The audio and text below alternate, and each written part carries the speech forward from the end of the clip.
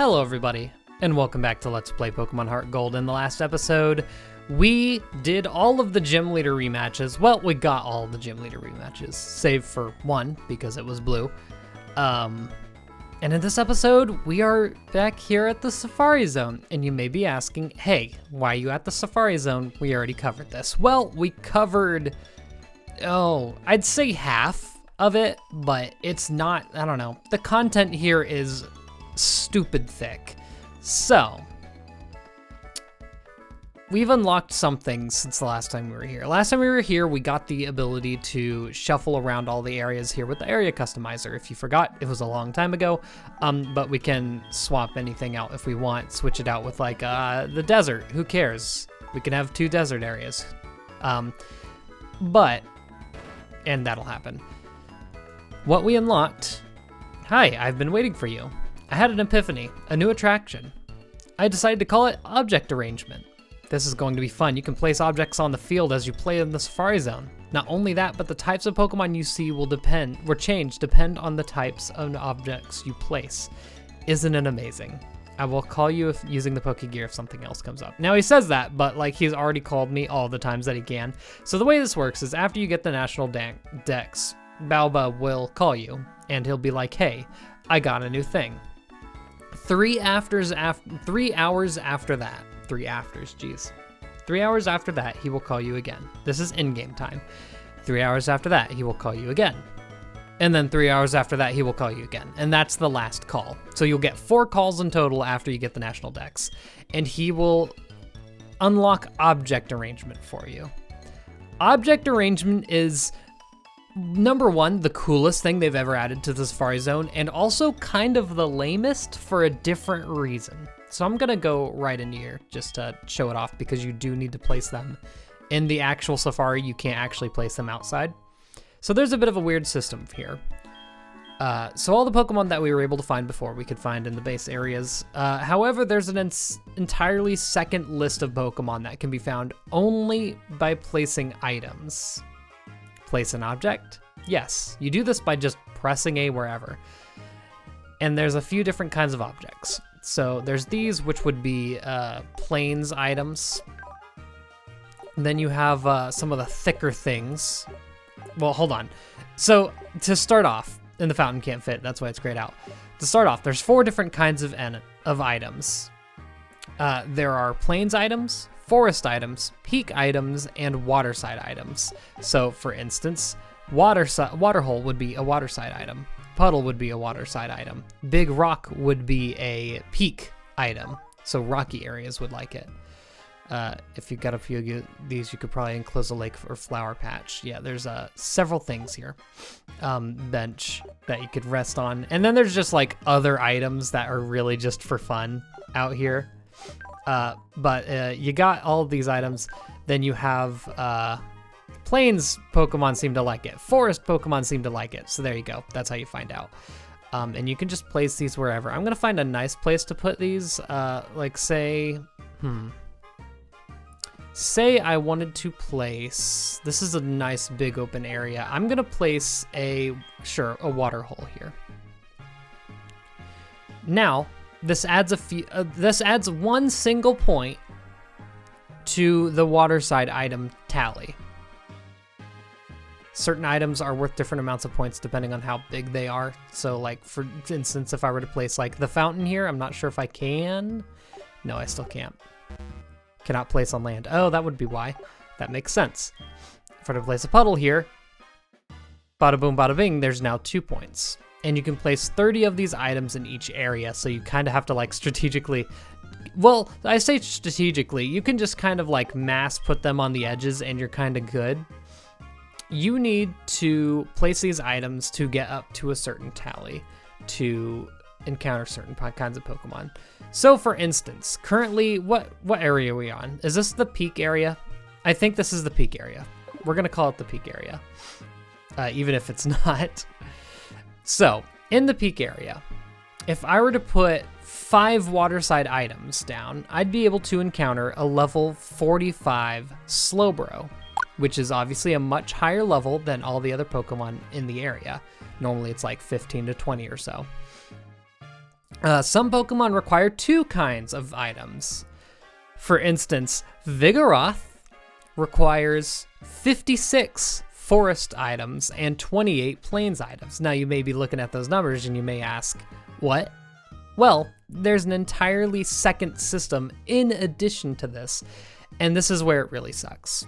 So every 10 days that you have a certain area in the Safari Zone, so like this mountain area has been here for a while, so it's probably got a bit of a number on it. Every 10 days, a certain kind of block gets upgraded. For instance, if you, just as a note, you can't just time skip, you actually have to play on different days while the area is in the Safari Zone. So it would not actually count real time, which also kind of sucks. I wish you could cheese this, but you can, but it's very time consuming. So if you have 10 days of playtime and you have not changed out your areas, all of your areas are going to have double the point block value for plains items.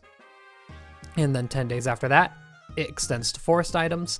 10 days after that, it extends to peak items. And then 10 days after that, it extends to waterside items. You are now at 40 days of game time, of separate play sessions, and everything's only worth double, which is, it's decent. It saves you a little bit of hassle. This continues to 50 days. You get triple block value for plains items, triple for forest items, triple for peak, and triple for waterside for the 10 days after that. And then another 10 days, actually no, not even another 10 days. For some reason, to quadruple your item value, you need to go to 100 days, because getting the last upgrade for the triple block value on waterside items is at 80. For some reason, the next upgrade is at 100. I don't know why, don't ask me, but that will get you your quadruple point block value for plains items, and so on and so on and so on. And it maxes out at 130 days of separate playtime, more than a third of a year. You finally have your quadruple block value. And if you want to swap out one of your areas, start back at 0. It's rough. Now, I don't believe anything actually requires you to have the quadruple block item values, luckily. But these certainly do help. And there's just an absolute ton of Pokemon that you can unlock in this way. But and I'll let you figure that out on your own. Can I just literally block this exit, by the way? Yes, I can. See, you can do fun things like that. And if you want to remove something because it's in the way, you can literally just click on it and boom, it's gone. Easy as that. There's no actual restriction to having the items in the area. All you really need is to have the area in the game and then play on a certain day. And that'll help you out. And that'll help you get these level 45 crazy Pokemon. Like I know for a fact that you can catch Bagon in the Craggy area or something. There's some nuts Pokemon. And in addition to that, I don't know if I have the marshland area, but just know that if you have the marshland area, now that we have the Super Rod, you can catch a Dratini there. And it's not really notable now since we have access and have had access to the Dragon's Den for a long time. But I just wanted to point out, Dratini is not obtainable on your first visit. You need the Super Rod, and you cannot catch it otherwise. I do not have the swamp area, unfortunately. And that's the only one that you can't catch on your first visit that's not tied to these blocks. And that finishes up the Safari Zone. It's kind of silly. I'm not going to really play around with it much because I have all the Pokemon that I want anyway. You can find a Larvitar just in the base areas, so that's not important. And with that covered, oh, I wanted to leave. With that covered, there's a few other things that I want to cover in this episode. So I'm going to meet you all the way in... Oh God, I can't remember the name of the place. Nope, not Viridian. Vermillion City. All right, here we are in Vermillion City. Because I wanted to do a very specific thing. There's a couple of things that I want to show off actually that are kind of interesting. I'm gonna go back down to the cruise because we haven't been on it since our first voyage here to Kanto. And I wanted to show it off because there's a few cool things. Operating a ship every day can wear you out. Leaves for Vermillion City is on Wednesdays and Sundays. I hate myself. Cool, well there's another point for our Safari Zone areas. It's now Wednesday. The part that hurts the most is if I had it set to the actual date, the correct day. Today is a Wednesday, it would have worked, but unfortunately I did not. Hello. You must be the last passenger. So, going back on the cruise, it's going to be different from your first time on the cruise. And not only that, it has two separate forms. Forms is a weird way to say it, but I'm gonna say it anyway. Depending on if you leave from Vermillion City or Vermillion City. And I wanted to leave from Vermillion City specifically because there's something pretty dang cool you can do. If I can find the right room. I'm gonna be looking around here for a while. Is that the room? Actually, there's a certain double battle I want to proc here because it's like the only time in the entire Pokemon series that something has been possible. Now I'm actually going to save here just in case I do this incorrectly because I really want to do this correct. This is the correct room, I'm pretty sure. I'm gonna say correct again so it just starts to sound weird for you. Only time in the entire series that this has been possible in my knowledge. I'm going to shop at the department store and then... What do you think? My Pokemon are beautiful, yes? We're gonna get in a double battle here. Hopefully Kenya's not in the second slot because I didn't check. They have a full team of 6, right? Well, let's just play this match out. Sentra and a Meowth. Yeah, they're weak. Even though this is your second trip out here, they're not any more powerful than they were on their first trip, so kind of sucks. And yes, I know I haven't done the gym leader rematches yet. I'll get around to it. We have a lot of time between me doing it and needing to have it done, so don't worry about it. This is going to be a curb stomp, so. So counting, that is 1 Pokemon down. Just keep count. I think it'll be a smart idea. There goes the Meowth. That's going to be 2 Pokemon down. Are you counting? And the Shell Bell's gonna activate every time. Sometimes I forget how slow paced. I've been playing Sword and Shield again, and it's surprisingly fast paced. They do have the 2 black little things, black little Pokeballs up there. There's another Meowth and Sentret. All right, well, let's do the same thing. Why don't we? Makes sense. I shouldn't be using double hit. I keep forgetting. I've kind of somewhat forgotten my movesets here, which isn't important because I'm, you know, gonna be doing the Battle Frontier and that's gonna have a separate team. I guess I just spoiled that. Oh well. So there goes the Sentret. That's 3 Pokemon down. Correct? Correct, we're all counting here. Knock out the Meowth. That is 4 Pokemon down. All right. This is probably the cheesiest dumb thing that you've ever listened to, but it's gonna hit you like a ton of bricks. I swear. Anyway, yeah, so this is going to be the last episode before we start getting into the Battle Frontier, by the way, and I'm going to introduce that concept at the end of the video, just so you know. So get ready for it. Another Sentret and another Meowth. Knock out the Sentret. That's a crit, first of all, because Napalm does not know how to hold back. That's 5 Pokemon. Let's knock out the Meowth. That is, count them, 6 Pokemon. Battle's over. Easy. Easiest win of my entire life. No worries. Let's get out of here and go do what I was actually going to do here. Wait, what's that? That's a 7th Pokemon. Yeah. Okay. Well, that, you know what? No big deal. We all cheat sometimes. It's just a furret. It's using Follow Me. It wants us to knock it out. It knows it's cheating. We'll go ahead and knock it out. No biggie, no biggie. Easy knockout. It's still just level 36, even though it's evolved. It does take the second hit, though, unfortunately. Cool, cool, cool. So, you know, 7 Pokemon down. Easy. And that's the battle. We can leave. We can get out of here, and we're good. Oh, boy, there's another Sentret. That's right.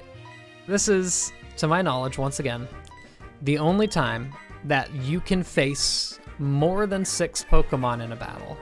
This is an 8v6 double battle. I don't know why.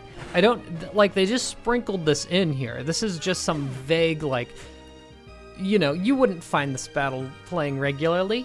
unless you're specifically going around trying to fight every single trainer in the game, you're not gonna find this. Like, I guarantee it. It's so hard. It's in the middle of nowhere. It's in an area that you have almost no reason to go back to, but there's just an 8-trainer battle. And yes, this is specifically only if you go from Vermillion City to Olivine City, not the other way around. Anyway, I need to find the captain here, because that's really the only other notable thing that I want to do here. There's a way of getting a certain kind of item in the game that's only in here. Oh, y'all are trainers. I thought I was just gonna have some nice dialogue. Okay, well, that's an oopsie on my part. Let's see if I can at all remember where the captain's cabin is, because it's been so long since I've even explored this area. I believe it's up here. This is the special cabin for the special boy. Hello, Captain. So this is something that you got to do after you get all 16 badges, as usual, for everything we're doing here. Long time no see, how are you doing? The SS Aqua is as smooth as she can be. By the way, I found this mysterious thing when I went to Sinnoh the other day. Now that we've met again, I would like you to have it. We got the flame plate. So, if you want all these plates, you need to ride this ship from Vermillion. I'm never going to remember the name of it. Vermillion City to Olivine. Every Wednesday, every Sunday for, I guess that would add up to 8 weeks. And he will give you a different plate every single time. And after that, he will give you all the plates. There are no repeats. And if you try to do it again, he will give you a nugget. Oh, I need sleep. Which one's my cabin? It was this one, right? I'm a sleepy boy. Uh-oh. Uh-oh. Great. Well, I'm just going to spend it. Hold on. Maybe you tell me. Okay. Bottom right. Good to know.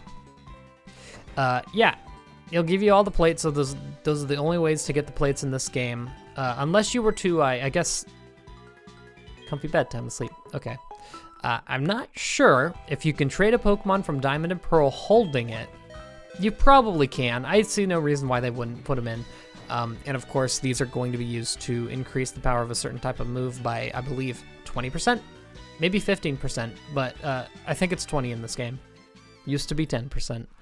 And it also shifts Arceus into its different forms of different typings, which if you have an Arceus, you know, if you don't live in America, basically, then you could have an Arceus. I mean, you can in America, it's just a much more rare thing. Anyway, with that done, we happen to be in a little place that I would like to be. Crazy how that works out, huh? Well, over here on Route 40, there was something that was introduced to us a long time ago, and we haven't had a reason really to explore it until now. Gonna go up here. They should be introducing us to... Okay, we're at the Frontier Access. I think did we explore this area? Finally, I'm here at the Battle Frontier. When a Pokemon battle on the road doesn't satisfy you any longer, you have to come to the Battle Frontier. Wouldn't you agree? I think I would. Click, click, click. Oh, it's... I didn't even know. Oh, no, that's not him. Oh, I thought that was Karen the photographer. Eggs on my face. This is the Battle Frontier. Why is capitalized? Hello? Hire me, please, to proofread your games. Come, proud trainers, aim for the top. Very nice. I just want to talk to you. Also, these are Sinnoh-style island or houses. I like this. I can't stop shivering. I told my family I would conquer the Battle Frontier when I left home, but now I'm here and I somehow can't stop shivering. What am I gonna do if I get beaten up to a pulp? It's now afternoon. I'll pull myself together to challenge the Battle Frontier and maybe... I'm proud of you. Normally, choosing which Pokemon is all there is to a Pokemon battle, but when you can change certain rules or limitations, the battle suddenly becomes even more fun. In this place you can have such fun. It's called the Battle Frontier. Yes, I will go into all of that in a mo. Let's go into the actual Battle Frontier. Welcome. This is your first visit? Right this way, please. Our other staff will be pleased to explain how the individual facilities of the Battle Frontier operate. I can go over general topics. Do you have any questions? Cool. Well, sure, let's go over the Battle Frontier. Has 5 facilities dedicated to battling. At the Battle Tower, the objective is to beat 7 trainers in a row. At the Battle Hall, you may keep battle records of individual Pokemon. At the Battle Factory, you must win consecutive battles with rentals. The Battle Castle forces trainers to manage castle points to advance. That's a fun one. And finally, the Battle Arcade is where random luck triggers events. They say random luck. It's not random. You can try any of these facilities. Well, that kind of went over the basics. Oh, mother. Versus recorder sure is nifty. Checking the Battle Frontier will tell you how much BP you have. Yep. 5 facilities of the Battle Frontier are Tower, Hall, Castle, Factory, and Arcade. How do you make an acronym out of that? Zixfa. Rearrange the letters, maybe? Fatch. Chaffed. Nope, nothing works. You saying chaffed doesn't work? Anyway, let's go on in. I thought we were gonna have like a hand-holdy tutorial. I'm pretty sure there was a like hand-holdy tutorial in the Sinnoh version. Hold on, is there a certain character I talked to for the tutorial? I could have sworn. Also, you have a unique sprite. No, Super Idol and Johto. Come all the way to the Battle Frontier to promote my latest song. But everybody seems to be a Pokemaniac here. Wonder why that could be. I love the general vibe of this place. There's like a, what is that moving over there? There's a little spotlight out there. Like, so many sprites that you see anywhere else in the game. The trees don't appear anywhere else. These buildings are completely unique. The little symbol there is real cute. Yeah, all of this is unique. This is the Battle Factory where they said you get rentals. Down here we have the Battle Arcade, which is kind of luck-based, but also kind of not. I think it's probably the easiest of all the battle facilities, if I were to say anything. This is the Battle Castle, which is very strategic. You use castle points to get certain boons in between matches, and you don't actually just automatically heal. Now, here's the thing. I believe the Battle Hall is a specific, like, you bring one Pokemon in thing. I don't 100% remember, so that's going to be fun going back over. And the Battle Tower is just like the Battle Tower in every game. It's just straight, like, no-nonsense battles, try to win. Thing is, all Pokemon are set to either level 50 or the highest level you have on your team. I'm going to be going through all of the facilities and getting their silver stamps. Now, what does that mean? Is there a way for me? So he said the versus recorder. If I can show this off real quick, that would be nice. Literally the second item I have. Now that we have the Battle Frontier, have I ever shown this? Yes, this is this is really cool. It's the versus recorder. It's where you would use Wi-Fi to look up battle videos online. There's these 5 things here, and they kind of work like gym badges. There are, for each frontier facility, there is a silver mark and a gold mark. I'm going to be going for all the silver marks because going for the gold is honestly a lot of work. And to get these, you need to do a certain amount of consecutive wins through all of the facilities. And basically take that number, double it, those are your gold ones. Obviously, the difficulty of Pokemon get a lot harder as you get deeper in. I like how it actually increases the difficulty as you go through. I have 1 battle point because of that weird not a facility thing we did in now I want to say Vermillion. I hate myself. I can't think of the right place. And going through all these places will get you BP. I'm going to be going through the silver patches, medals I think they're called, and there will be a video dedicated to each facility. Your rewards are BP, which you can spend on, number 1, scratch-off cards where you can get random items. I'll go over those in a little bit. Yeah, icon, yeah, that was a lot of explaining. Wow, that took a while. You can get items from that. However, what I'm interested in are, number 1, I believe this is the items. Yeah, so there's training items that you can use to level up or train Pokemon in EVs, which once again I will go over in the next episode actually, because it'll be relevant. Here we have some battle items. Toxic Orb poisons the holder, Flame Orb burns the holder. Power Herb allows the immediate use of a move that needs to charge. White Herbs restores lowered stats once, which is really good for moves like Shell Smash. Bright Powder lowers the foe's accuracy. Not a great one. Focus Band may endure a potential KO attack, and then Focus Sash will make you always endure an attack at full HP. And then we have more of these. These are also related to EVs. What do those do? Those give you 4 EVs with every Pokemon you fight, no matter what. Fighting items. Oh, that's what I just went over. That's right. And then we have fighting items, number 2. More competitive items. Choice Band increases attack, but you can only choose one move. Scarf is the same, but it increases your speed. We actually got the Choice Scarf from our mother buying it one time, so that's nice. Scope Lens increases critical hit rate. Razor Claw increases critical hit ratio. Razor Fang can cause the foe to flinch, just like the King's Rock. I need this. And then there is a Muscle Band that slightly boosts physical moves. Choice Scarf, Choice Band. What other items are there? Toxic Orb, Flame Orb.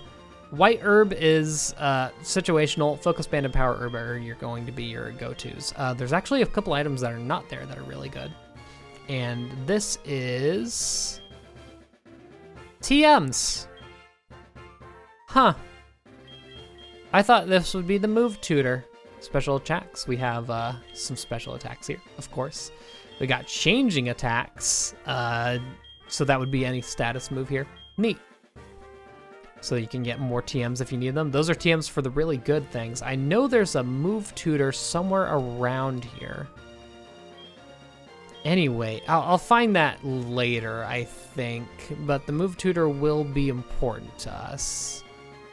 Cannot try anything if you're afraid of losing battles. Anyway, this is the Battle Frontier. We'll be going way, way, way into it in the next 5 episodes. So look forward to that. But with that, there's one more thing that I want to talk about for this episode. Yes, it's a juicy one. There are 2 other events that I currently want to talk about. 2 other Wi-Fi events that do not exist anymore, but you can activate through other means of cheating, basically. So there's one that you use to get a Celebi. Once again, I'm going to be using Ralph's footage here because he has oh so kindly provided it. In Celebi will take you to the past where you will see Silver interacting with a shady figure who is his father. You will then get time traveled 3 years into the future. I don't recall. You are allowed to fight Giovanni in this moment. Giovanni does not have a strong team. They're actually fairly low leveled, being around level 40 to 46. And then you defeat him, obviously. You get some backstory. Giovanni's Silver's dad. It all makes sense. We all didn't know this. And it shows how Silver is the way he is. And then you can catch Celebi back in Ilex Forest. And then another one that has to do with Ilex Forest. There is a Pichu event. This is one of my favorites. So there was a Wi-Fi event, Shiny Pichu, that was given out. And the Shiny Pichu, if you bring it to Ilex Forest, will basically spawn a spiky-eared Pichu that it has a custom sprite and everything, but it could never leave the game. You got the spiky-eared Pichu. It's yours forever in Pokemon HeartGold. That's it. You never can transfer it to anything else. It has Volt Tackle. You can't evolve it. It was holding the Zap Plate, which means you can get 2 Zap Plates in this game. And it was at level 30. It's so weird. It also had Pain Split, Swagger, and Helping Hand. All moves that I don't think it can normally learn. Anyway, if you do evolve your Shiny Pichu into a Pikachu or a Raichu, you could still do the event. It plays out just as normal, so that's neat. Anyway, there's one more event that I would like to talk about before the end of the series, but that's not going to be relevant for a while, so I'm just going to hold that off. Those are all the events that I want to talk about for now. And now we finally get to go into the Battle Frontier. In the next episode, we will be taking on our first facility, and I'll let you guess which one. See you all then, and goodbye.